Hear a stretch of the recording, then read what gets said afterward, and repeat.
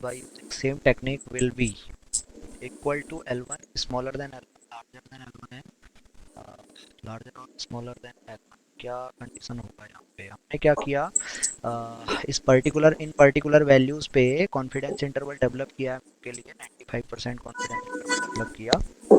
ठीक है, तो उसकी हाँ। लेंथ हमने निकाली, लेंथ इज L1।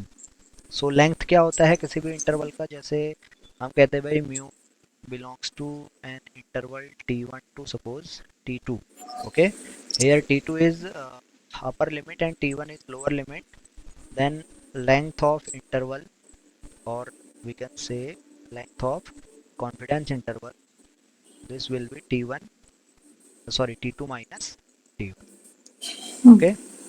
ओके। तो अब इस पे म्यू के लिए हमने 95% कॉन्फिडेंस इंटरवल डेवलप किया है, which is based upon a sample of size n, okay.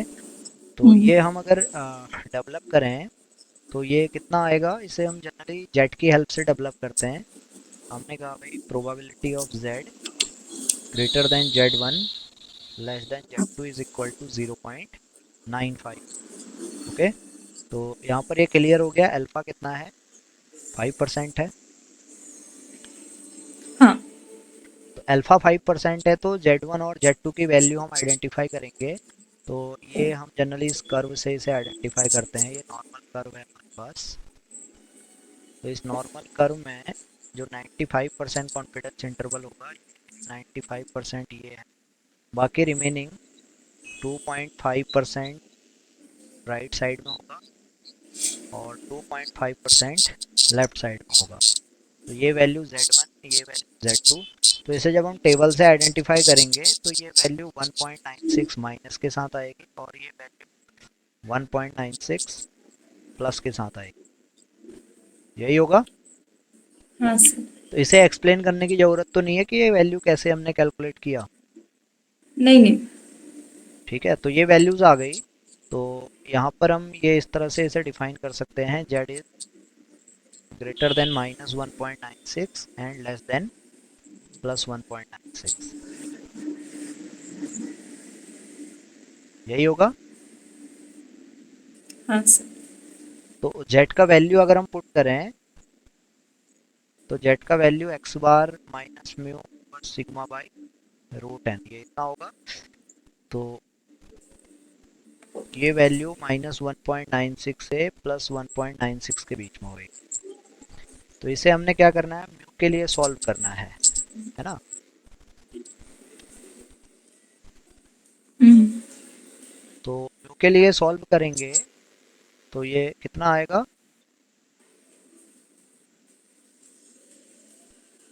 ये आएगा X bar -1.96 sigma by root N, routine. और अपर लिमिट आएगी X bar +1.96 sigma by root N. ठीक है, तो ये हमारी लोअर लिमिट है, इसे हम T1 कहेंगे, ये हमारी अपर लिमिट है, ये T2 होगी। तो लेंथ हो जाएगी T2 माइनस T1। तो इसे आप सॉल्व करोगे तो ये एक्स बार और एक्स बार तो बैलेंस हो जाएगा, दोनों क्वांटिटी ऐड हो जाएंगी। तो ये twice 1.96 upon root N into sigma, इतना आएगा। Yes sir. This is the length for confidence interval. तो यहाँ पर हम देख रहे हैं भाई एन अगर हमारा फिक्स्ड है तो ये वैल्यू भी कांस्टेंट है। तो सीधा सीधा हम कह सकते हैं भाई length of confidence interval is proportional to sigma. Sigma. ठीक है, तो अब क्वेश्चन पे आते हैं।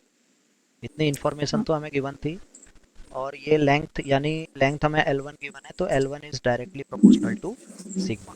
ये रिजल्ट यहाँ से मिलेगा हमें। हाँ। अब नेक्स्ट पार्ट है क्वेश्चन का, instead the variance of X is sigma one square which is greater than sigma square. ठीक है, अब क्या हुआ, sigma square is greater than sigma square, then this will imply sigma one is greater than sigma, यही हाँ। होगा। हाँ। तो जो नया कॉन्फिडेंस इंटरवल यहाँ पर बनेगा, प्रोसीजर हमारा सेम है। तो नया कॉन्फिडेंस इंटरवल भी क्या होगा भाई, sigma is less than sigma one होगा इस केस में, क्यों? हाँ। हाँ। तो जो L1 है, ये L1 क्या हो रहा है फिर यहाँ पर, इंक्रीज हो रहा है। होगा ऐसा? हाँ हाँ सर। सिग्मा की वैल्यू बढ़ रही है तो ये लेंथ भी क्या होगी, बढ़ेगी ना। बढ़ेगी। लेंथ हाँ is sir. Directly proportional to sigma, तो अगर सिग्मा हाँ। की वैल्यू बढ़ेगी तो लेंथ भी इंक्रीज होगी। ठीक है, ओके। तो ये यस। आंसर हो जाएगा इसका आंसर सी। Okay, okay. हाँ सर। तो ये सिंपल सा कॉन्सेप्ट है, इसमें ये थोड़ा सा आपको ध्यान पे रखना है कैसे करें। देन नेक्स्ट है क्वेश्चन नंबर 120। इस पे suppose R1.23 is a multiple correlation coefficient between x1 and x2, x3, then which of the following statement can't be true? Okay, तो R1.23 की बात की है, तो R1.23 ये बेसिकली हम क्या करते हैं, हमारे पास x1 डिपेंडेंट वेरिएबल है और x2 x3 इंडिपेंडेंट वेरिएबल्स हैं। तो इन दो के बीच, इंडिपेंडेंट वेरिएबल और इंडिपेंडेंट वेरिएबल्स के सेट के बीच में हम कोरिलेशन कैलकुलेट करते हैं, सिंपल कोरिलेशन। ठीक है, अब जो हाँ। कोरिलेशन यहाँ पर कैलकुलेट होता है, ये कोरिलेशन हम ये मानते हैं भाई, जो x1 है this is the linear, this is in the linear form with b12.3 x2 plus b13.2 x3 if observations are measured from their mean। ठीक है, under the condition expected value of xi is equal to 0। ठीक है, तो ये plane of regression है हमारे पास, यही होती है plane of regression multiple linear regression में। हाँ। ठीक है, एक्चुअल में जो आप रिग्रेशन इक्वेशन डेवलप करते हो वो इस तरह की फॉर्म में होती है ना, दो वेरिएबल्स के बीच में y equal to a plus B X. हाँ। यहाँ पे a हमारा इंटरसेप्ट है, b रिग्रेशन स्लो। कोफिशिएंट होता है। ठीक है, हम्म।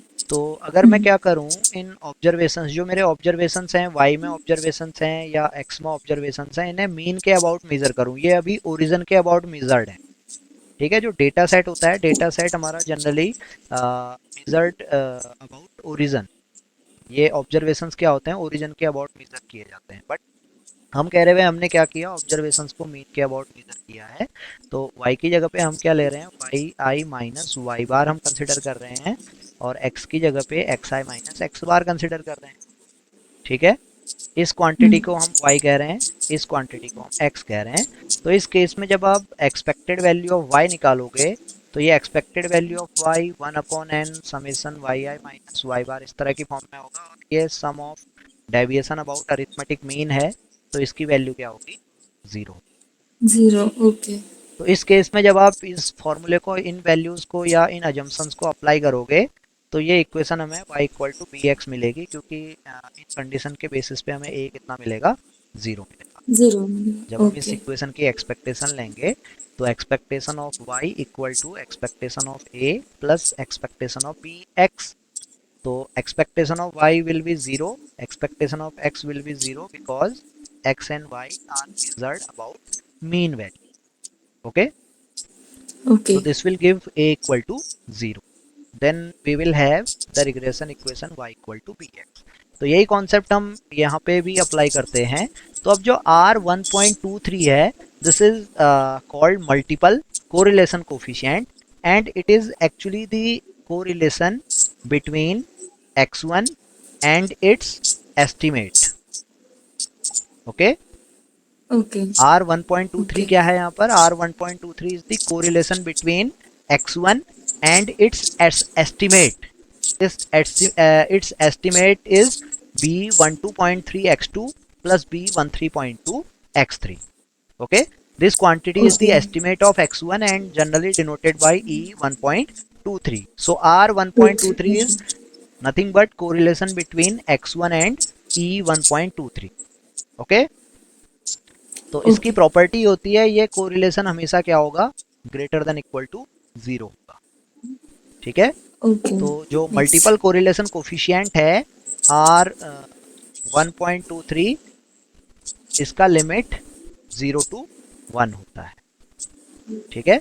0 to 1 इसलिए ओके होता है क्योंकि ये कोरिलेशन क्या है, ये कोरिलेशन x1 और उसके एस्टिमेट के बीच में है, दो वेरिएबल्स के बीच में कोरिलेशन नहीं है।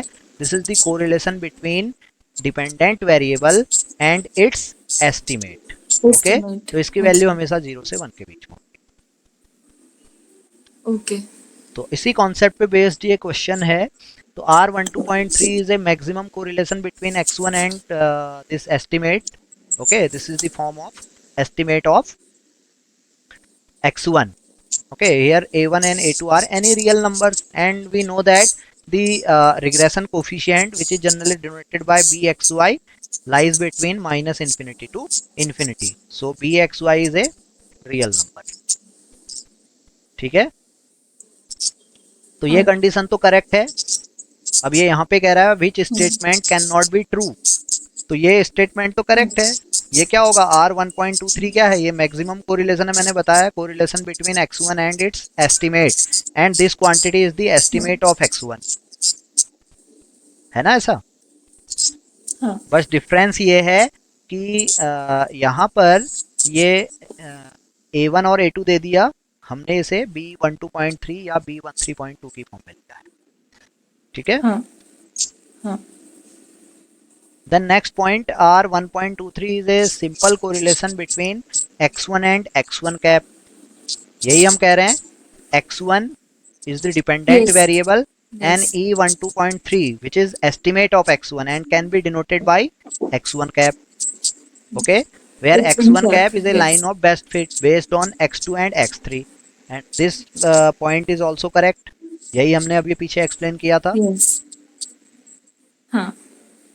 And next is R1.23 is equal to minus 0.4 and R1.23 equal to 0.4।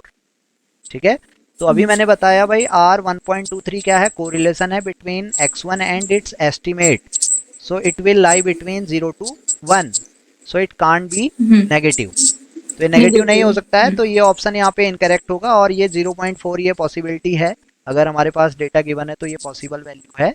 ठीक है, तो ये यहाँ पे करेक्ट आंसर हो यस। जाएगा सी। यहाँ पे ये पूछा गया है which option is incorrect, so R1.23 हाँ। Can't be negative, so option C will be correct. Okay, yes. तो ये लॉजिक था इसके पीछे। नेक्स्ट क्वेश्चन है क्वेश्चन नंबर 121। इसका क्या आंसर होएगा, इसका नहीं समझ में आया मुझे, लेकिन आंसर इसका 6 है। ठीक है। देखो जब भी हम गुडनेस ऑफ फिट अप्लाई करते हैं, या सिंपली मैं कहूँ, अब देखो गुडनेस ऑफ फिट के बहुत सारे मेथड हैं, है ना। अब जनरली जो हाँ। क्लासिकल अप्रोच की बात करें, तो क्लासिकल अप्रोच में हम काई स्क्वायर स्टैटिस्टिक यूज करते हैं, ठीक है, या कोल्मोग्रो स्मिनो टेस्ट यूज करते हैं। ठीक, इसी में मॉडर्न अप्रोच की बात करें तो इसमें एक टेस्ट और आता है, एंडरसन डार्लिंग टेस्ट। ठीक है, तो ये तीन टेस्ट यहाँ पे गुडनेस ऑफ फिट में यूज होते हैं। जब भी हमें कोई कोई डेटा गिवन है, उस डेटा में हमें कोई पर्टिकुलर डिस्ट्रीब्यूशन फिट करना है, तो या तो हम काई स्क्वायर स्टैटिस्टिक का यूज करेंगे, या केएस स्टैटिस्टिक का यूज करेंगे, या एडी स्टैटिस्टिक का यूज करेंगे। ठीक है, तो अब जब हम काई ओके। स्क्वायर स्टैटिस्टिक यूज करते हैं, या तो यहाँ पर हम डिग्री ऑफ फ्रीडम की बात करते हैं, तो डिग्री ऑफ फ्रीडम शॉर्ट में इसे डीएफ से लिखा जाता है, and it is number of unknown observations. Okay, इसको इस तरह से भी हम एक्सप्लेन कर सकते हैं, जैसे कोई इक्वेशन है x plus Y plus Z equal to 7। तो इस इक्वेशन में हम देख रहे हैं भाई, हम कितने तरीके से फ्रीली यहाँ पर चेंज कर सकते हैं। हम फ्रीली यहाँ पर x की वैल्यूज को चेंज कर सकते हैं, y की वैल्यूज को चेंज कर सकते हैं, और z की वैल्यूज को चेंज कर सकते हैं। 7 तो यहाँ पे कांस्टेंट है, इसे चेंज नहीं किया जा सकता है। तो इस इक्वेशन में हम कितने तरह से चेंज कर सकते हैं, 3 तरीके से चेंज कर सकते हैं। So it's degree of freedom, so degree of freedom of this equation will be 3। Clear. Okay. Yes. इसी तरह से x plus Y equal to 5 है, तो इस इक्वेशन में हम देख रहे हैं भाई, हम x की वैल्यूज को चेंज कर सकते हैं, y की वैल्यूज को चेंज कर सकते हैं, ठीक है। तो इस केस में इसकी डिग्री ऑफ फ्रीडम 2। इसी तरह से x इक्वल टू 5 है, तो यहाँ पर हम x की वैल्यूज को वेरी कर 2 सकते हैं, तो इसकी डिग्री ऑफ फ्रीडम 1। तो सीधा सीधा कॉन्सेप्ट है भाई, डिग्री ऑफ फ्रीडम बेसिकली क्या है, number of unknowns. Unknown. Clear. अब जब हम यस। स्टैटिस्टिकली बात करते हैं, तो स्टैटिस्टिकली में हम देखते हैं भाई, अगर हमारे पास सपोज के वेरिएबल्स हैं, और के वेरिएबल्स में अगर हमारे पास सीधे के वेरिएबल्स हैं, तो उस केस में हम कहेंगे भाई हमारी डिग्री ऑफ फ्रीडम क्या है, के है, ठीक है। ओके। अब डिग्री ऑफ फ्रीडम जब हम स्टैटिस्टिकली डिफाइन करते हैं, तो हम कहते हैं नंबर ऑफ अननोन्स या number of variables minus number of restrictions, ठीक है। Degree of freedom is can be defined as number of variables और number of unknowns minus number of restrictions. अब ये क्या होता है, इसे थोड़ा सा एक एग्जांपल से और समझने की कोशिश करते हैं। सपोज अभी आप रूम पे बैठे हुए हैं, तो आप देख रहे हैं रूम आपका क्या है, 3 डायमेंशन में है ना। रूम में 3 हाँ। डायमेंशंस हैं। ये मेरी सपोज x डायमेंशन है, ये मेरी सपोज y डायमेंशन है, और ये सपोज z डायमेंशन है, ठीक है। तो रूम में आप अभी क्या कर सकते हैं, 3 डायमेंशन में फ्रीली मूव कर सकते हैं। आप x एक्सिस के अलोंग मूव हो सकते हैं, y एक्सिस के अलोंग मूव हो सकते हैं, z एक्सिस के अलोंग मूव हो सकते हैं। तो आपकी डिग्री ऑफ फ्रीडम इस केस में क्या है, 3 है। समझ में आया डिग्री ऑफ फ्रीडम क्या है यहाँ पर। हाँ सर। आप कितनी डायमेंशंस में मूव कर पा रहे हैं, 3 डायमेंशंस में मूव कर पा रहे हैं, ठीक है। अब आपसे कह दिया हाँ। जाए, आपको एक रेस्ट्रिक्शन दे दी जाए कि आप छत में नहीं जाएंगे, यानी आप जेड डायमेंशन के अलोंग मूव नहीं कर सकते हैं। ये एक रेस्ट्रिक्शन हमने लगा दी यहाँ पर, ठीक है। अब आपकी डिग्री ऑफ फ्रीडम कितनी हुई,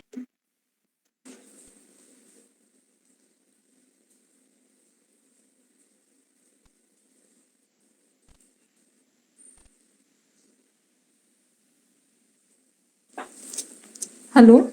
हाँ, अब आपकी डिग्री ऑफ फ्रीडम कितनी हो जाएगी, 2 3 माइनस 1 रेस्ट्रिक्शन।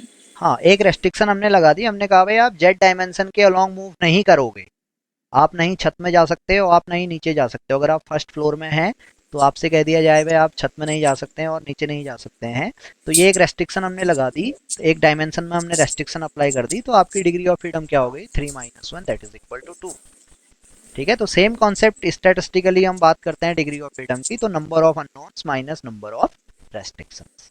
क्लियर। हाँ। तो अब क्वेश्चन पे आते हैं। A frequency data is classified in 9 classes, ठीक है। तो अब यहाँ पर जो डिग्री ऑफ फ्रीडम होगी, ये डिग्री ऑफ फ्रीडम होगी नंबर ऑफ क्लासेस या number of categories minus 1 minus D, या इसे हम पी कह लें, ठीक है। तो number of classes minus 1 minus P, where P is number of parameters to be estimated. कितने पैरामीटर्स हमें यहाँ पर एस्टिमेट करने हैं, ठीक है। तो ये सिंपली काई स्क्वायर की, जो आप जनरली आप देखते हो, काई स्क्वायर की डिग्री ऑफ फ्रीडम क्या होती है, k माइनस 1 होती है, where k is number of classes. यही होता है। सॉरी सर, मेरा नेटवर्क इशू। हाँ अभी ठीक है सर, प्लीज रिपीट। हाँ, जनरली जब आप ऑब्जर्व फ्रीक्वेंसी और एक्सपेक्टेड फ्रीक्वेंसीज में की हेल्प से आप क्या करते हैं, जनरली काई स्क्वायर कैलकुलेट करते हैं। हाँ। अगर आपके पास k क्लासेस हैं, तो उस केस में आप कहोगे आपकी डिग्री ऑफ फ्रीडम क्या है, k माइनस 1 है। यही हाँ। होता है। ये k हाँ। माइनस 1 क्यों हुआ, k क्लासेस थी और आप एक्सपेक्टेड फ्रीक्वेंसीज को ऑब्जर्व फ्रीक्वेंसी के करस्पॉन्डिंग कैलकुलेट कर रहे थे, एक रेस्ट्रिक्शन यहाँ पे अप्लाई हो रही है, तो ये डिग्री ऑफ फ्रीडम क्या हो गई, k माइनस 1 हो गई। -1। क्लियर। हाँ। अब इसी को मैंने मॉडिफाई किया गुडनेस ऑफ फिट टेस्ट में, जहां पर डिस्ट्रीब्यूशंस को मुझे फिट करना है। तो डिस्ट्रीब्यूशंस में क्या होते हैं, कुछ और अननोन्स होते हैं जिन्हें हम पैरामीटर्स कहते हैं, है ना। डिग्री ऑफ हाँ। फ्रीडम मैंने बताया क्या है, डायरेक्टली नंबर ऑफ अननोन्स की तो बात हो रही है। हाँ। तो अब नंबर ऑफ अननोन्स कितने हो गए भाई, k माइनस 1 तो ऑलरेडी था, अब कुछ डिस्ट्रीब्यूशन के पैरामीटर भी आ जाएंगे, डिस्ट्रीब्यूशंस के अननोन्स कांस्टेंट भी आ जाएंगे, जिसे आप पैरामीटर्स कहते हो p, तो टोटल डिग्री ऑफ फ्रीडम हो जाएगी इस केस में k minus one minus p। समझ में आया? Okay okay yes sir. तो अब क्वेश्चन सॉल्व कर लें। Total classes yes sir. 9 है, तो k इक्वल टू 9 हो गया। ठीक है। हाँ और किसकी बात हो रही हाँ है? Gamma distribution is fitted to it after estimating the parameters. अब हम पैरामीटर्स को एस्टिमेट करें, पैरामीटर्स की बात हो रही है। ठीक है। गामा डिस्ट्रीब्यूशन दो तरह से डिफाइन होता है, single parameter and two parameters. तो ये हाँ पैरामीटर्स की बात कर रहा है, तो ऑब्वियस है भाई गामा क्या होगा, यहाँ पे टू पैरामीटर्स डिस्ट्रीब्यूशन की बात हो रही है, that is x follows gamma distribution with alpha coma lambda. तो हमें क्या करना हाँ होगा, अल्फा और लैम्डा को भी एस्टिमेट करना होगा। तो दो पैरामीटर ये हमारे रेस्ट्रिक्शन हो गई है ना। हाँ तो डिग्री ऑफ फ्रीडम कितना हो गया, k minus one minus two. 2 okay तो ये आ गया k minus three, that is 9 minus three, that is equal to 6। Clear? Okay अब इसी हाँ क्वेश्चन में अगर ये कहता भाई the distribution is gamma distribution with या वन पैरामीटर गामा डिस्ट्रीब्यूशन, तो उस केस हाँ में डिग्री ऑफ फ्रीडम क्या हो जाता? उस केस में हो 7 जाता 9 minus one minus one, that is 1 7। हाँ ठीक है। हाँ। और सर मतलब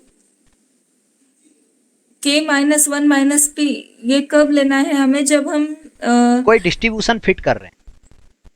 ओके फिटिंग में ही ये लेंगे क्या, degrees of freedom k minus one minus P, हाँ, और p फिटिंग इज में द लेंगे। Parameter of the distribution. Yes, okay number of parameters in a distribution.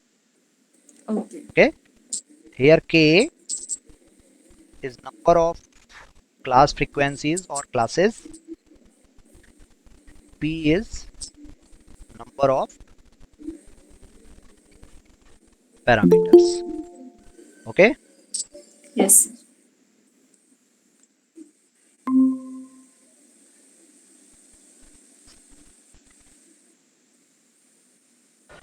तो अभी क्वेश्चन नंबर 122 pairs given है, 9 pairs हैं। Is a random sample from bivariate population where object size are distinct है। Distinct if the number of concordance pairs is 9 candles। Okay, candles sample correlation coefficient. ये candles correlation शीतल coefficient क्या mute होता कर। है? शीतल हाँ mute कर ग, आवाज येतोय। हाँ, कैंडल्स कोरिलेशन कोफिशिएंट का क्या फॉर्मूला होता है? नहीं पता सर। ये से जनरली हम टाउ से डिनोट करते हैं।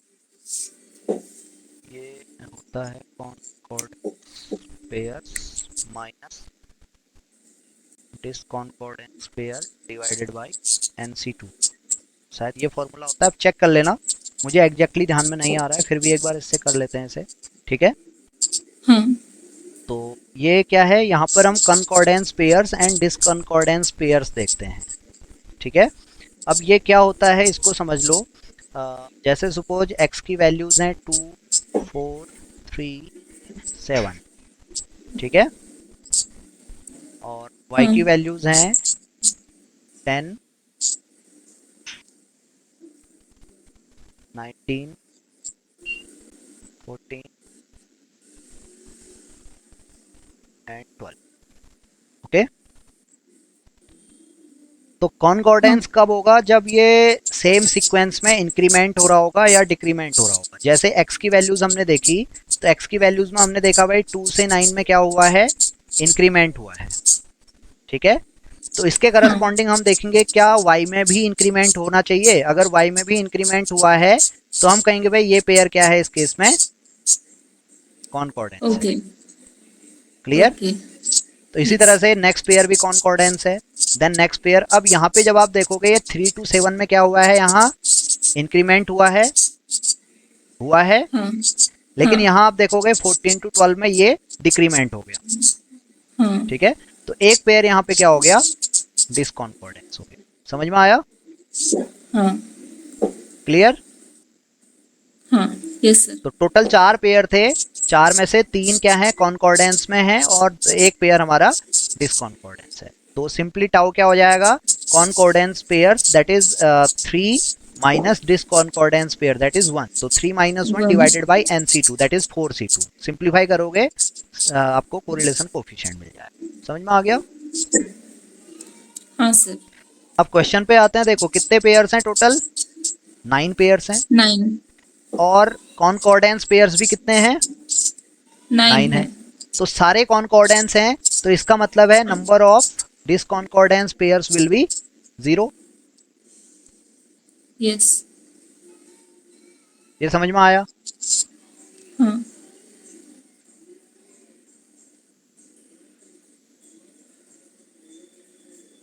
तो यहां से फॉर्मूला क्या हो जाएगा? Tau equal to concordance pairs that is 9 minus discordance pair that is 0 divided by 9c2।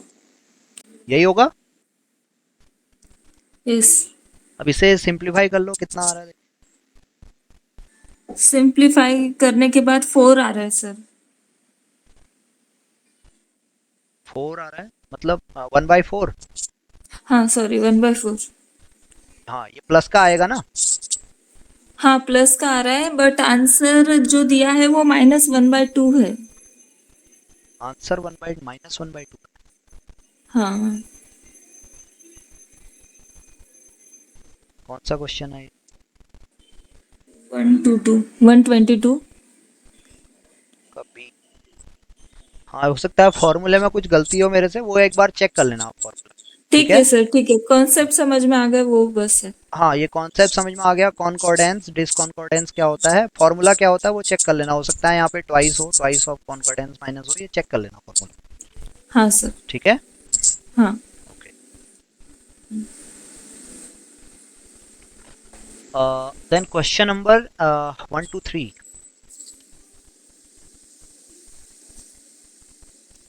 ये किस पे बेस्ड है?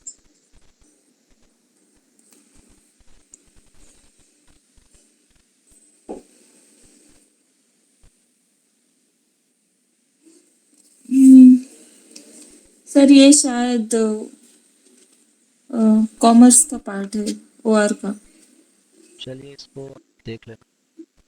हाँ sir. Then the economic order quantity, तो ये क्यों क्या होता हाँ, इकोनॉमिक ऑर्डर क्वांटिटी वो भी कॉमर्स का है सर। है? Consider the two and one, तो क्यूइंग थ्योरी का क्वेश्चन। रेंग थ्योरी। हाँ। क्वेश्चन नंबर 126, ये थोड़ा सा हाँ। समझ में आ रहा है, इसे देखते हैं क्या हाँ। है। Consider a finite population of n units. Okay. Hmm. A sample of size 2 is drawn as follows. The population is randomly divided into two groups each of size n. Okay. From each of the two groups as obtained above, one unit is drawn with probability 1 by n. If there is 2 units from the sample, then the correct statement is the sample is a stratified sample with 2 strata. The sample is often the sample is excellent such sample is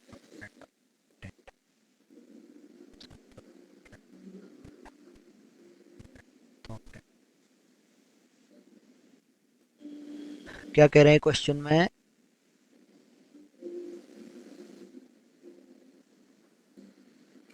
sir यहाँ पे ना grouping किया है ना, first पहले group किया है 2 group, और फिर एक एक ग्रुप में से एक एक एलिमेंट लिया है विद प्रोबेबिलिटी 1/n। तो ये स्ट्रैटिफाइड नहीं हो सकता है क्या, क्योंकि आंसर सी दिया है। स्ट्रेटिफाइड होगा। क्या आंसर क्या दिया है? सी दिया है, sample is without replacement of size 2।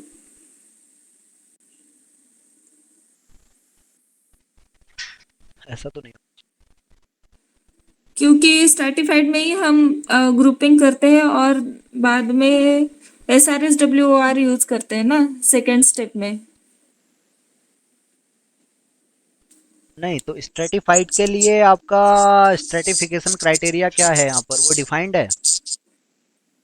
नहीं, वो डिफाइंड नहीं है। वो क्या कह रहा है? The population is randomly divided, randomly divided. है ना। हाँ। आप स्ट्रेटिफिकेशन करते हो तो इसके लिए स्ट्रेटिफिकेशन क्राइटेरिया हम जनरली यूज करते हैं, जैसे जेंडर के ओके। बेसिस पे हमें करना है, या जियोग्राफिकल लोकेशन के बेसिस पे हमें करना है, या कोई सर्टेन एट्रीब्यूट के बेसिस पे हम क्या करते हैं, पॉपुलेशन को डिवाइड करते हैं। लेकिन यहाँ पर ओके। पॉपुलेशन क्या हुई है, रैंडमली डिवाइड हुई है टू ग्रुप्स में। बात समझ में आ रही है? Yes sir. तो पॉपुलेशन क्या होगा, जो दो ग्रुप्स होंगे वो अपने आप में भी क्या होंगे, हेट्रोजीनियस होंगे यहाँ पर। जबकि स्ट्रेटिफिकेशन की कंडीशन होती है, अगर हमारे पास कोई पॉपुलेशन है, इसे हम दो ग्रुप्स में डिवाइड कर रहे हैं, तो ये जैसे ये हमारा ग्रुप वन है, ये ग्रुप टू है, तो ये ग्रुप क्या होगा, अपने आप में होमोजीनियस होगा, और हाँ। विद इन ग्रुप ये हेट्रोजीनियस होगा। यही होता है स्ट्रेटिफिकेशन हाँ। की कंडीशन। हाँ सर। लेकिन यहाँ पर उसने क्या किया है, यहाँ पे दिया हुआ है the population is randomly divided into two groups. जब हम रैंडमली डिवाइड करेंगे तो जरूरी नहीं है कि होमोजीनियस आए। बात समझ में आ रही यस। है? Yes sir. इसको ऐसे समझ सकते हो भाई, सपोज हमारे पास क्या है, 200 स्टूडेंट्स हैं, ठीक है। 200 में हाँ। से सपोज करिए कि 100 हमारे पास, या सपोज, हाँ चलो 100 ही मान लें, 100 हमारे पास मेल्स हैं और 100 फीमेल्स हैं, ठीक है। तो हाँ। जब मैं इसे इस जेंडर के बेसिस पे ग्रुपिंग करूंगा, तो ओबियस है भाई, इस तरह के ग्रुपिंग में मैं क्या करूंगा, एक ग्रुप में मेल्स को ले लूंगा, एक ग्रुप में फीमेल्स को ले लूंगा। तो अब मैं देख रहा हूँ भाई, ये ग्रुप और ये दोनों ग्रुप आपस में क्या है, हेट्रोजीनियस है, लेकिन हेट्रोजेनियस अंदर है। में क्या है, होमोजीनियस है। होमोजेनियस। यस। लेकिन जब मैं इन्हें रैंडमली ग्रुपिंग करूंगा, इन 200 स्टूडेंट की रैंडमली दो ग्रुप बनाऊंगा, तो अब वो क्या होगा, उसमें हो सकता है जो पहला ग्रुप बने, पहले ग्रुप में हो सकता है भाई सपोज 100 का ही बना, तो ये हो सकता है कि इसमें 60 मेल्स हो जाएं और 40 फीमेल्स हो सकता है ना ऐसा, जब मैं रैंडमली ऐसा वर्क कर रहा हूँ तो। यस। बात समझ में आ रही है? हाँ सर। हाँ, तो इस केस में जब हम ये यूनिट निकालेंगे, तो ओबियस है भाई, ये स्ट्रेटिफाइड तो नहीं होगा। ओके। क्लियर? हाँ। और लेकिन अब आप स्ट्रेटिफाइड कर रहे हो, या आप अज्यूम भी कर लेते हो कि स्ट्रेटिफाइड है, या आप अज्यूम करते हो कि सिंपल रैंडम सैम्पलिंग है, तो दोनों केस में क्या होता है, सैंपल मीन पॉपुलेशन मीन का अनबायस्ड एस्टिमेटर होता है। हाँ। होता है। हाँ। लेकिन ये कह रहा है भाई sample mean is not an unbiased estimator, तो ये भी इनकरेक्ट है। Okay. Clear? Yes. Then the sample is a SRSWOR of size 2। तो अब यहाँ पे क्या है, सब रैंडम चल रहा है, सारा प्रोसेस रैंडम चल रहा है, और जो यूनिट हम सेलेक्ट कर रहे हैं वो भी विद प्रोबेबिलिटी रैंडम। 1/n हाँ। सेलेक्ट कर रहे हैं। तो ऑब्वियस है हाँ। भाई, ये सैंपल क्या होगा, SRSWOR होगा, विदाउट रिप्लेसमेंट होगा। यस। और थर्ड कह रहा है भाई the sample is not randomly obtained. नहीं, रैंडमली ऑब्टेन्ड है, क्योंकि यहाँ पर क्या है, प्रोबेबिलिटी एसोसिएटेड है selection. The probability is 1/n। Yes. Clear? Yes. So that's why the answer is option C. Okay. यही है ना, ऑप्शन सी था, ये तो क्या था इसमें। Yes yes yes. Question number 126, 126 का है आंसर सी। ओके। हाँ। तो ये एक्सप्लेनेशन समझ में आया क्या है? हाँ sir. Then next question number 127, इसका क्या आंसर होएगा?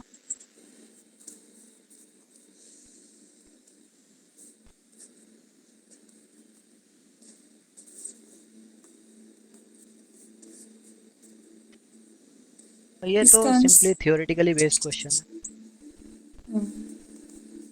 क्यों? एक स्ट्रेटिफाइड सैम्पलिंग गिवन है, एक simple random sampling without replacement given है। ये कह रहा है ना, consider the following sampling design, stratified sample scheme with SRSWOR with in each stratum, and second one is simple random sampling without replacement. Both have the हाँ। Same sample size, दोनों में sample size same है, and we are interested in estimating the population mean, let v square proportion and the square SRS be the corresponding variances of the usual estimators of the population mean. Then it is obvious that variance under stratified sampling is always less than variance under SRSW। W R. ठीक है। तो ये क्या होगा, v square proportion is the variation due to SRSWR with stratified sampling scheme, and V square SRS is variance due to SRSWR. So V square proportion will be less than V square SRSS. इसमें ये answer भी हाँ sir, last one. Last D. Last A भी तो है इसमें। ए इसका answer क्या हो, ये इक्वल टू की रोज कंडीशन मैन होती है ऑफ ना यहाँ इक्वल पे। टू रहता है ना सर। हाँ, हाँ इक्वल टू का कंडीशन होता है, तो ये आपका हाँ डी। ठीक है। हाँ। Then question number 28। सर एक है कि ये जो हमें रिलेशनशिप पता है वेरिएंस की, कि किसका वेरिएंस कम या ज्यादा होता है, हाँ तो जो भी कंडीशन दी है ऊपर, हाँ तो वो relationship irrespective of the given condition follow होगा ना। जैसे यहाँ पे दिया है कि मीन इक्वल है, या सैंपल साइज इक्वल है, सॉरी। हाँ तो irrespective of the given condition, the procedure used will follow the relationship between the variances by नहीं, the theorem इस केस only, ना। में ये जो कंडीशन होल्ड कर रही है, ये इसी कंडीशन पे होल्ड कर रही है। अगर यहाँ पे वो कह देता कि S R S W R का सैंपल साइज ज़्यादा है as compared to sample size of stratified sampling with S R S W R scheme, तो उस केस में आप डिसाइड नहीं कर पाओगे, क्योंकि ये सैंपल साइज सेम की कंडीशन है ना। अब आपको ये भी पता ओके। है variance is inversely proportional to sample size. जैसा सैंपल जैसा साइज सैंपल साइज इंक्रीज होगा, वैसा वैसा वेरिएंस क्या होगा, कम होता जाएगा। डिक्रीज होगा। हाँ होता है ना। हाँ सर। हाँ, तो ये कंडीशन इस पे बेस्ड है। ठीक है। Okay sir. Then question number 28, इसमें क्या कह रहे हैं। A CRD has n plots and 10 treatments. Okay. While calculating the F ratio for assessing equality of treatment effects, the experimenter forgot to divide the numerator and denominator sums of square by freedom. But the statistician said that the calculated F ratio is correct. Okay. Hence n is equal to। ये कर लोगे solve, क्या है, क्या पूछा जा रहा है इसमें। हाँ सर, हाँ सर, हाँ। सिंपल सा क्वेश्चन है। Yes sir. क्या होगा इसका आंसर। रेशो लेके फिर वो इक्वेशन बना के कर लेंगे सर। हाँ, कर लेना इसे। हाँ then question number 129। Under CRD with model, okay, EI follow parametric function. One parametric function is given C plus dr of FC dr no constant is estimable if ये तो पता नहीं क्या है इसमें। एस्टिमेबल की कंडीशन इस पे देखनी पड़ेगी।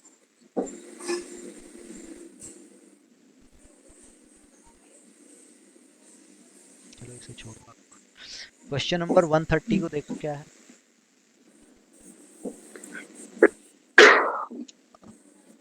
Which of the following statement is not correct?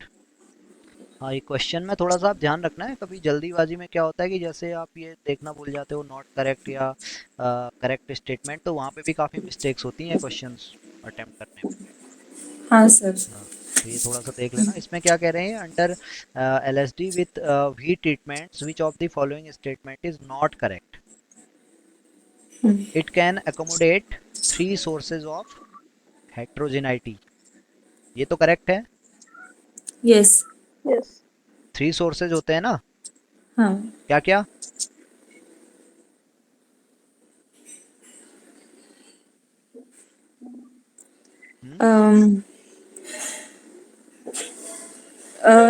Independent, sorry, non controllable, sorry, ये इतना हमने याद रखा है। लैटिन मतलब 3 डायमेंशनल और ठीक है। आरबीडी मतलब 2 डायमेंशनल, हाँ, इतना। देखो इसका सिंपल सा मैं थोड़ा कोशिश करता हूँ एक्सप्लेन करने के लिए, इतना समझ में आता है आपके। ठीक है। जनरली डिज़ाइन ऑफ एक्सपेरिमेंट, हमने क्या देखा भाई, जो डेटा में वेरिएशन है, डेटा में वेरिएशन क्या होता है, असाइनेबल कॉजेज और रैंडम कॉजेज की वजह से होता है। ठीक है। हाँ तो डिजाइन ऑफ एक्सपेरिमेंट क्या करता है, असाइनेबल कॉजेज की वजह से जो वेरिएशन हो रहा है इसे तो कंट्रोल करता ही है, साथ में जो रैंडम कॉजेज की वजह से वेरिएशन है इसे भी कंट्रोल करता है। ठीक है। तो अब जो पहला डिजाइन है सीआरडी। सीआरडी में हमारा अजम्पशन होता है भाई whole experimental material is homogeneous, ठीक है। तो ओके। यहाँ पर हम सिर्फ क्या कर रहे हैं, सिर्फ असाइनेबल फैक्टर की वजह से जो वेरिएशन है उसे कंट्रोल कर रहे हैं। बात समझ में आ रही है? Yes sir. यहाँ पे हमने क्या कर लिया, पूरा एक्सपेरिमेंटल मटेरियल होमोजीनियस अज्यूम कर लिया, यानी हमने कह दिया भाई ये रैंडम कॉजेस तो है ही नहीं यहाँ पे वेरिएशन के लिए, सिर्फ वेरिएशन किसकी वजह से हो रहा है, असाइनेबल फैक्टर की वजह से हो रहा है। वो असाइनेबल असाइनेबल फैक्टर। फैक्टर क्या है, वो हम पे डिपेंड करता है। जैसे मुझे क्या करना है, फर्टिलाइजर्स को कंपेयर करना है, फर्टिलाइजर्स के डिफरेंट क्लासेस को कंपेयर करना है, या इरिगेशन मेथड्स को कंपेयर करना है, या सीड्स वैरायटी को कंपेयर करना है, ठीक है। तो जैसे फर्टिलाइजर को कंपेयर करना है तो मैंने अज्यूम कर लिया भाई पूरा मटेरियल होमोजीनियस है, इसको डिफरेंट प्लॉट्स में डिवाइड किया, और सपोज फर्स्ट फर्टिलाइजर मेरा पोटेशियम है, इसको मैंने n1 टाइम्स रेप्लिकेट कर दिया, पी को n2 टाइम्स रेप्लिकेट कर दिया, यूरिया को n3 टाइम्स रेप्लिकेट कर दिया। तो इस तरह का डिजाइन, ये डिजाइन हमारा क्या होता है, कंप्लीटली रैंडमाइज्ड डिजाइन होता है। क्लियर? यस। यहाँ पे हम क्या कर रहे हैं, सिर्फ एक फैक्टर को, या एक फैक्टर की वजह से जो वेरिएशन है उसे हम क्या कर रहे हैं, उसकी हेट्रोजेनाइटी को कंट्रोल कर रहे हैं। हेट्रोजेनाइटी ड्यू टू या variability due to single assignable factor. Clear? Assignable हाँ। फैक्टर, ये एग्जांपल अगर हम कंसीडर करें तो this is our fertilizer, we have three classes of fertilizer, each one replicated different times. Clear? अब प्रैक्टिकली क्या होता है, एक्सपेरिमेंटल मटेरियल होमोजीनियस तो नहीं होता है ना। हम्म। तो हम्म। जैसे एग्रीकल्चर फील्ड की ही हम बात कर रहे हैं, तो एग्रीकल्चर फील्ड में हम देखते हैं भाई जो मॉइस्चर है वो किसी पर्टिकुलर डायरेक्शन में है। हम कह रहे हैं भाई, ये अगर डायरेक्शन की बात करें तो हम कह रहे हैं भाई मॉइस्चर क्या है, ईस्ट टू वेस्ट इंक्रीज कर रहा है, ठीक है। तो सिंपली हम क्या करते हैं, ब्लॉकिंग कर लेते हैं। ये हमने ब्लॉकिंग किया, और हर ब्लॉकिंग में हम ट्रीटमेंट अप्लाई करते हैं। तो यहाँ पर क्या होगा, दो तरह से हम वेरिएबिलिटी को कंट्रोल कर रहे हैं, एक variability due to non assignable factor and one variability due to assignable factor. यही होता है। Yes. This design is randomized block design. तो रैंडमाइज्ड ब्लॉक डिजाइन में क्या कर रहे हैं, दो तरह से वेरिएबिलिटी को कंट्रोल कर रहे हैं, एक variability due to non assignable factor and दूसरा variability due to assignable factor. जैसे आप ट्रीटमेंट कहते हो, treatment variability and error variability, दोनों को कंट्रोल कर रहे हैं। समझ में आया? Yes sir. अब कभी कभी क्या होता है, जो एक्सपेरिमेंटल फील्ड है उसमें आपको पता चला भाई ये जो दो वेरिएशन है, एक जो मॉइस्चर में वेरिएशन है और जो फर्टिलिटी में वेरिएशन है, ये दोनों क्या है, आपस में परपेंडिकुलर है। ये ईस्ट टू वेस्ट इसका वेरिएशन हो रहा है, ठीक है। तो इसके परपेंडिकुलर क्या हो रहा है, फर्टिलिटी ग्रेडियंट वेरी कर रहा है, ठीक है। और ये पता है भाई ये दोनों क्या हैं, नॉन असाइनेबल फैक्टर हैं। क्लियर? यस। तो हमने क्या किया, एक बार मॉइस्चर के बेसिस पे, मॉइस्चर ग्रेडियंट के बेसिस पे हमने क्या कर दिया, ब्लॉक्स डेवलप कर लिए, और एक बार फर्टिलिटी के बेसिस पे ब्लॉक्स डेवलप कर लिए। तो ये इस तरह का डिजाइन, और इसमें हमने क्या कर दिया, ट्रीटमेंट अप्लाई कर दिए, T1 T2 T3 T4 इस तरह से, ठीक है। तो यहाँ पर एक तो हमने फर्स्ट वेरिएबिलिटी ये कंट्रोल की due to moisture, second variability ये कंट्रोल की due to fertility. Fertility gradient या सॉइल फर्टिलिटी, और third due to treatment, that means due to assignable factor. तो तीन तरह से हम क्या कर रहे हैं, यहाँ पे हेट्रोजेनाइटी को कंट्रोल कर रहे हैं। समझ में आया? Yes sir. तो ये पहला ऑप्शन तो करेक्ट होगा। हाँ। अब सेकंड है, it requires exactly V cube experimental units where V is okay, we have V treatments, ठीक है। अब जब लेटिन स्क्वायर की हम बात करते हैं, तो लेटिन स्क्वायर में अगर हमारे पास m ट्रीटमेंट हैं, तो टोटल हमें कितने एक्सपेरिमेंटल यूनिट चाहिए होते हैं, M square. m square experimental unit चाहिए होते हैं। जैसे इसी केस में है, अगर मेरे पास 4 ट्रीटमेंट हैं, तो सिंपली मैं क्या करूंगा, 4 ब्लॉक्स बनाऊंगा, परपेंडिकुलर ब्लॉक्स बनाऊंगा इस तरह से। तो टोटल कितने यूनिट्स चाहिए होंगी मुझे, ये पहला एक्सपेरिमेंटल यूनिट, ये दूसरा यूनिट, ये तीसरा, चौथा, पांचवा, छठा, सातवां, आठवां, तो टोटल कितने होंगे, ये 4 × 4 दैट इज 16। तो ये 16 एक्सपेरिमेंटल यूनिट मुझे चाहिए होंगे। लेकिन ये कह रहा है, ये क्या कह रहा है यहाँ पर, ये कह रहा है it requires exactly V cube experimental unit. So this is not correct. Not correct. Third कह रहा था elementary contrast among column effects, among row effects and among treatment effects are all estimated with common variance. तो अब ये design हमने यहाँ पर बनाया हुआ है, तो डिजाइन में अनुवा की कंडीशन के बेसिस पे ये कॉन्ट्रास्ट क्या होंगे, हमेशा एस्टिमेबल होंगे। होगा ऐसा?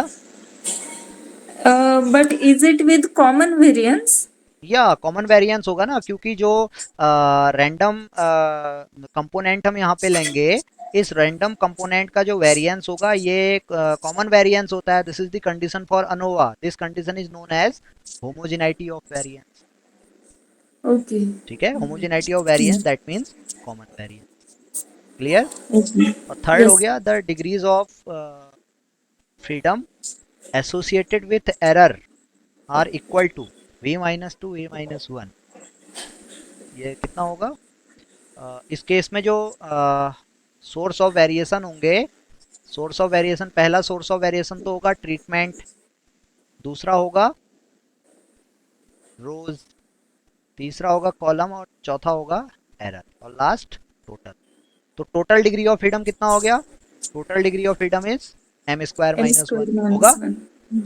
Hmm. Total Yes. Observations are M square, so total degree of freedom will be m square minus 1. We have m treatments, so treatment degree of freedom is m minus 1. We have m rows, rows degree of freedom will be m minus 1. We have m columns, column degree of freedom is m minus 1 and total degree of freedom is m square minus 1. ये simplify कर लोगे इसे, कितना आएगा ये? Yes, sir. Sir ये हमने learn ही कर रखा है, M-2 M-1. हाँ ये सिंप्लीफाई, हाँ ये यही आता है ना, m minus one into M minus two ही आता है। हाँ. ठीक है, तो सब्ट्रैक्शन से कैलकुलेट कर लोगे, अगर याद नहीं है तो आप एम स्क्वायर हाँ. माइनस वन में से M minus one M minus one M minus one subtract करोगे तो M minus one into M minus two आ जाएगा।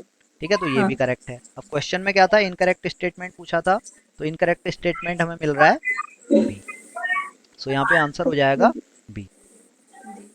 क्लियर? हाँ. यही है ना इसका आंसर, यही होगा। हाँ सर यही है.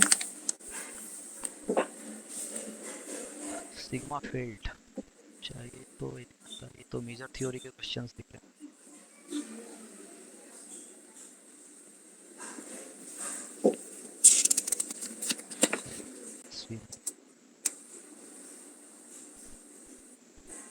क्वेश्चन 136 में क्या है, तो कर ही लोगे सॉल्व?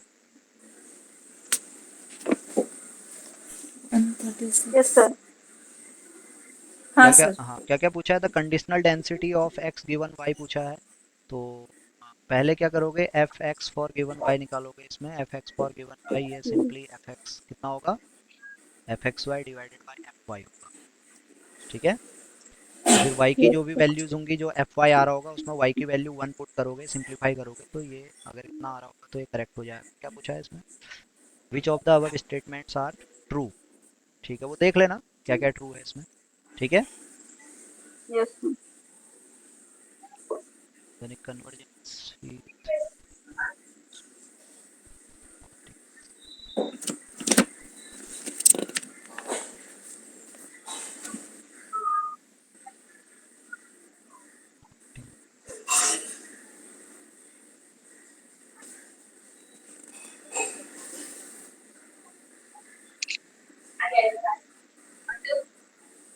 चलो एक क्वेश्चन तो देखने पड़ेंगे भाई, समझना पड़ेगा इनमें क्या पूछा जा रहा है।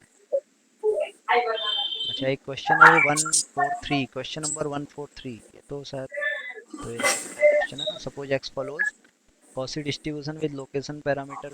ये देख लेना फॉर्मूला क्या है इसका कैरेक्टरिस्टिक हाँ सर. फंक्शन का। हाँ. Yes sir. Suppose that X and Y are dependent Poisson distribution with means ये lambda है सर इसका. then the conditional distribution of x given x plus y। ये कंडीशनल, हाँ ये x का डिस्ट्रीब्यूशन क्या हो रहा है, x का डिस्ट्रीब्यूशन पॉइसन है with parameter lambda one and y का डिस्ट्रीब्यूशन है Poisson with parameter lambda two. Lambda 2. So x for given x plus y will follow binomial distribution। Binomial distribution. okay, and x plus y given x will follow Poisson distribution. तो ये क्या क्या कह रहे हैं, negative binomial तो नहीं होगा, पॉइसन, चलो negative binomial, Poisson with mean and Poisson, दोनों का पॉइसन नहीं होगा, एक का बाइनोमियल है ज्योमेट्रिक। तो ये फर्स्ट ऑप्शन ही करेक्ट है यहाँ पर, ऑप्शन ए करेक्ट होगा इसमें। यस सर, क्या आंसर है इसका? फर्स्ट ही है सर, ये उसमें ये दिया है, गुप्ता यही कपूर ने है। इसको दिया, उसमें देख लेना, गुप्ता कपूर में होगा इसका आंसर। हाँ सर सर। क्वेश्चन 144, हाँ ए है इसका, ठीक है। हाँ। मिनिमैक्स, ये मिनिमैक्स सभी ध्यान, टैक्स भी Poisson and variation procedure for estimating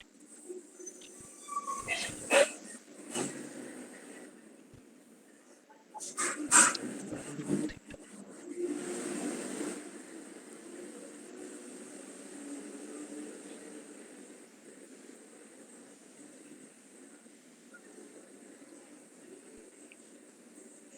एक क्वेश्चन नंबर 146 आप देखिए जरा, let X be a Poisson random parameter theta which is equal to mean. Okay, consider the Bayesian procedure for estimating of theta, then the conjugate prior for theta will be, क्या होगा? नहीं आता है sir, Bayesian procedure estimation नहीं आता। इसमें तो ये दो ही लग रहा है, कंजुगेट प्रायर की बात कर रहा है, हाँ इसका इसमें ना आंसर ए दिया है। है, हाँ सर। दे दिया सर बेसियन एस्टिमेशन का मतलब बेसिक जो भी है जनरली, वो बता दो। जनरली ये कॉन्सेप्ट रहता है ना बेजियन में, कि जैसे अगर बाइनोमियल के लिए एस्टिमेशन हम कर रहे हैं, तो बाइनोमियल में एन और पी दो पैरामीटर हैं, है ना? तो इस हाँ। केस में जो p का डिस्ट्रीब्यूशन होता है, ये p का डिस्ट्रीब्यूशन बीटा डिस्ट्रीब्यूशन होता है, beta distribution of first kind. Okay. और वहीं जब पॉइसन की बात करते हैं, तो पॉइसन में पैरामीटर लैम्डा है, तो लैम्डा का जो डिस्ट्रीब्यूशन होता है, ये गामा डिस्ट्रीब्यूशन होता है। ओके। अब ये कंजुगेट प्रायर ये देखना पड़ेगा, चलो इसे छोड़। Then question number 147, suppose x1 has exponential distribution with mean theta, x2 has exponential distribution with mean theta by 2, and x1 and x2 are independent. Okay, which of the following statement is not correct?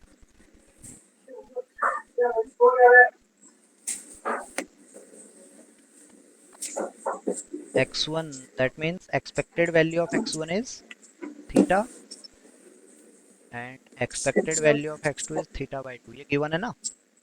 हाँ sir. तो यहाँ से देखो, expected value of 2x2 equal to theta, ये हो जाएगा,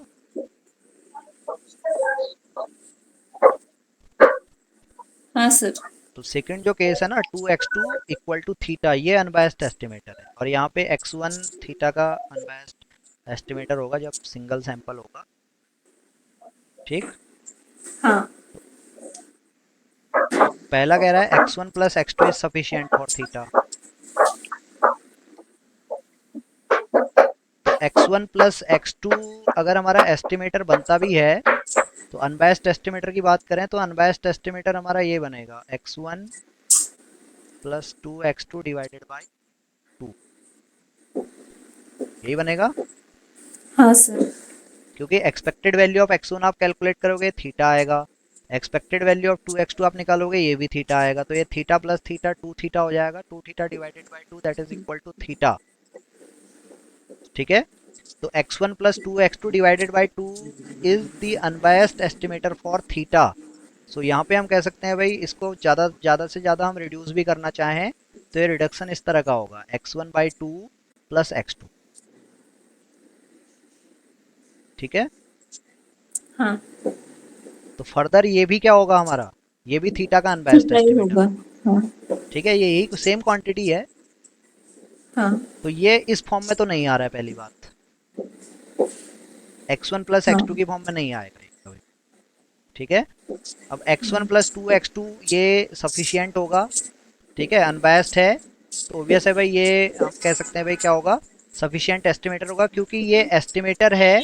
ये estimator, इस एस्टिमेटर की फॉर्म में जब हम जॉइंट पीडीएफ यहाँ पे निकालेंगे, joint PDF of F X one X two, तो ये आपका कितना हो जाएगा, थीटा, ये 1/थीटा होगा ना, कितना होगा,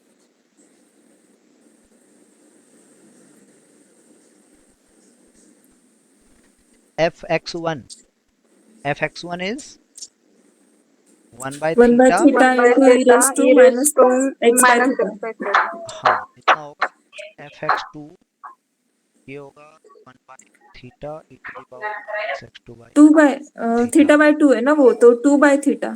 2 by theta into 2x by theta हाँ, 2 by theta into e raised to minus 2x by theta. तो अब आप जॉइंट पीडीएफ निकालो इसका, तो कितना आएगा ये, 2/थीटा square 2 by theta square e to the power minus X one plus 3. 2x2 by 2x2 by theta. Theta, Okay. यही आएगा। हाँ. Yes sir. तो अब इसका हम क्या कर सकते हैं, this is the PDF of x1 x2, तो ये हम इतना ऐसे लिख रहे हैं, ठीक है। हाँ. तो ये अगर हम सैंपल कंसिडर करें, हम कहते हैं भाई ये सैंपल हमारा है, तो ये सैंपल का जॉइंट पीडीएफ है, this is the PDF of sample observation, तो this is our likelihood function. यही डेफिनेशन होती है लाइक्लीहुड फंक्शन की, likelihood function is the joint PDF of sample observation, ठीक है। Yes sir. Yes तो sir. x1 x2 अगर सैंपल ऑब्जर्वेशंस की तरह हम ट्रीट करें, तो इसका ये जॉइंट पीडीएफ हमने निकाला, इतना आया, और this is our likelihood function. अब इस लाइक्लीहुड फंक्शन को हम Okay. फैक्टराइजेशन थ्योरम की फॉर्म में लिख सकते हैं, G T comma theta into H X लिखा जा सकता है। Yes sir. Yes here sir. H X is equal to 2, और ये बाकी जो बचा ये क्वांटिटी, ये क्या हो गया, ये जी टी कॉमा थीटा हो गया, where T is GT X one comma plus two theta X two, theta. है नहीं है। Yes sir. तो x1 plus two X two is sufficient for theta, तो ये तो Sufficient करेक्ट for है, theta. Correct. ठीक है, Yes. Yes sir. सफिशियंट है। Then x1 plus two X two is complete for theta. अब कंप्लीट फॉर थीटा में हम देख रहे हैं भाई x1 plus two X to का कोई ऐसा फॉर्म हम लें जो अनबायस्ड हो, तो हम देख रहे हैं भाई इसकी फॉर्म ये हमने निकाली थी, x1/2 प्लस x2, अभी हमने देखा था ना x1 plus two X two by two, इस हाँ. फॉर्म में हम इसे, इस फॉर्म में इसका कोई फंक्शन हम डेवलप कर रहे हैं जिसकी एक्सपेक्टेशन क्या आ रही है, थीटा के इक्वल आ रही है, तो हम कह सकते हैं भाई x1 plus two X to क्या है, कंप्लीट है। ये कंडीशन होती है कंप्लीट एस्टिमेटर या कंप्लीट डिस्ट्रीब्यूशन की, भाई expected value of S T must be equal to 0 where S T is any function of T, ठीक है। Yes sir. तो इसका मतलब है x1 plus two X two ये सफिशियंट है, साथ में x1 plus two X to क्या है, थीटा के लिए कंप्लीट भी है। Then Complete. थर्ड ऑप्शन ये तो है ही, x1 plus two X two divided by two is unbiased for theta, ये तो अनबायस्ड होगा, इसकी एक्सपेक्टेशन कैलकुलेट करोगे थीटा का इक्वल आएगा। तो एक ही ऑप्शन यहाँ पे मिल रहा है which is not correct, and this is x1 plus x two is sufficient for theta, Sufficient for तो ये theta. सफिशियंट नहीं है। सफिशियंट एस्टिमेटर क्या होगा यहाँ पे, x1 plus two X two, okay. Yes. Yes sir. Then question number 148, ये क्या होगा भाई, रैंडम सैंपल, कोई रैंडम सैंपल लिया है पॉइसन पॉपुलेशन से, which of the following statement is not correct, एक ही स्टेटमेंट है जो करेक्ट नहीं है। Sample mean is unbiased for theta, होता है सैंपल मीन तो अनबायस्ड होता है थीटा के लिए, हाँ. क्यों, Yes sir. Yes sir. क्या सैंपल वेरिएंस भी थीटा के लिए अनबायस्ड होता है, Yes sir. Sample variance. Sample variance S N square, that is 1/n summation X square minus X bar square, ठीक है, यही होगा, Yes sir. This is S N square. तो ये हमने चेक करना है अनबायस्ड है या नहीं है, इसकी एक्सपेक्टेशन Expectation. निकालेंगे, तो ये 1/n summation 1/n expected value of x square minus expected value of x bar square, ये कर लोगे सॉल्व या सॉल्व करने की जरूरत है इसको? हाँ कर लेंगे सर। कर लेंगे। हाँ, इसे आप सॉल्व करना, ठीक है। हाँ सर। Yes. तो ये आपका अनबायस्ड ही आएगा। अनबायस्ड क्यों आएगा? क्योंकि ये प्रॉपर्टी है पॉइसन डिस्ट्रीब्यूशन की, mean equal to Mean variance, is equal to variance. ठीक ओके। है। Then Yes. भाई हमें पता चला एक्स एन बार थीटा के लिए अनबायस्ड है, एस एन स्क्वायर थीटा के लिए अनबायस्ड है, तो 0.3 X bar N plus 0.7 S N square ये भी क्या होगा फिर अनबायस्ड होगा। जब आप अनबायस्ड एक्स होगा, इसकी यस। एक्सपेक्टेशन निकालोगे ये थीटा के इक्वल आएगा, इसकी एक्सपेक्टेशन निकालोगे ये थीटा के इक्वल आएगा, इन दोनों को ऐड करोगे ये 0.3 थीटा प्लस 0.7 थीटा, तो ये कितना आ जाएगा? थीटा आ जाएगा, थीटा आएगा, यस सर। तो ये भी अनबायस्ड होगा। तो लास्ट है X N bar square divided by S N square is unbiased for theta, तो ये आपका अनबायस्ड नहीं होगा, ठीक है। ये प्रॉपर्टी है expected value of X N bar square divided by S N square Yes. Equal to expected value of X N bar square divided by expected value of S N square. ये ऐसा नहीं होता है, okay. Expectation numerator और denominator में Yes, sir. Distribute नहीं होता है, नहीं। ठीक है। तो ये अनबायस्ड नहीं आएगा, तो क्या होगा, यही ऑप्शन हो जाएगा क्योंकि नॉट करेक्ट पूछा था ना। हाँ sir. Then question number 149, suppose C. is a random sample from uniform population, which of the following statistic is not a maximum likelihood estimator of theta, not a C. maximum likelihood। ये अच्छा, ये question तो शायद पीछे भी किया था। हाँ सर, क्या मतलब ऐसा ही था। सी आएगा इसका। C I.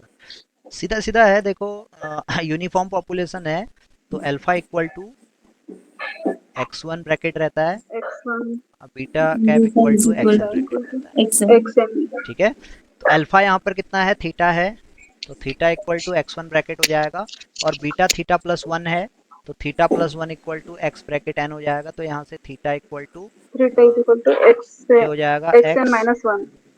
हाँ x, X bracket N minus. हाँ x ब्रैकेट n माइनस 1, ठीक है। Yes, sir. तो ये अब देख लो क्या है। Yes sir, C is not correct. C is not correct. C R.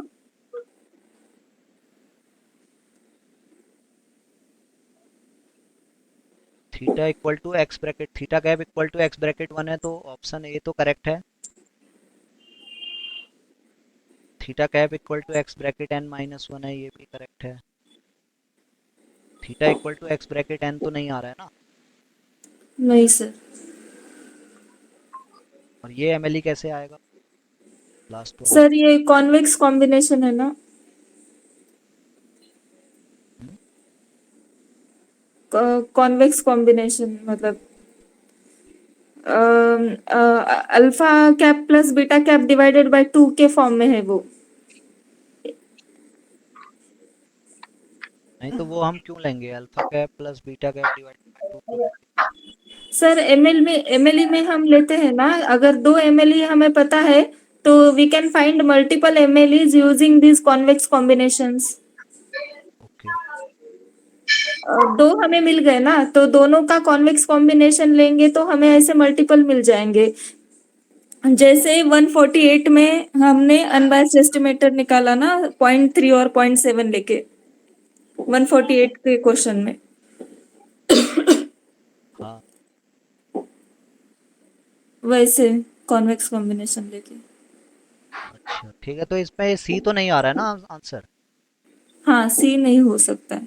तो इसका ऑप्शन भी, ऑप्शन C. क्या है इसका करेक्ट? सी है, सी। C. 149 का सी है। हाँ। ये यही क्वेश्चन पीछे भी सॉल्व किया था क्या हमने कहीं? हाँ सर, ऐसा था, ये नहीं था वो। चले ठीक है, अभी इतना करें फिर। 150 कर लेते हैं सर, आपको अभी क्लास है। 150 में क्या है, the distribution of X under H0 and H1 are given by the most powerful test at level F505। ये किस तरह से सॉल्व होएगा?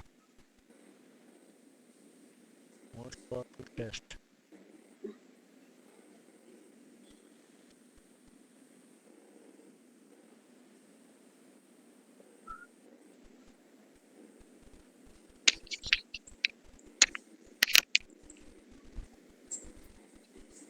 तो देखना पड़ेगा क्वेश्चन।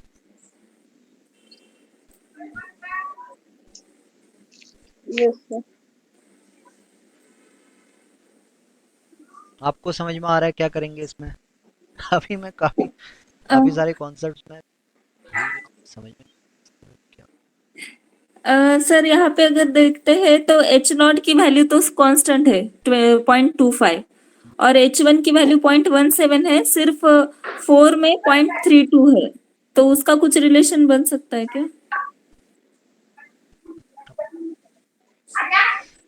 चलो देखते हैं भाई इसे। अभी इतना करते हैं, फिर बाकी नेक्स्ट क्लास में करेंगे फिर। ठीक है सर। हम्म? कुछ और Okay, क्वेश्चन है इसमें sir. इन्फेरेंस के, ये आप देख लेना क्वेश्चन में। जैसे ये 151 वाला है, इसमें क्या है? Suppose essence square which of the following statements is not true. इसमें क्या होगा ऑप्शन? ये तो ठीक क्वेश्चन है, तो कर सकते हैं, सिंपल क्वेश्चन है। हाँ हाँ, इसमें फर्स्ट ही आएगा, एसन इनवेरियंस प्रॉपर्टी। हाँ, ये तो होता है ना, एसन स्क्वायर है। S N square is unbiased for sigma square, ये तो करेक्ट है।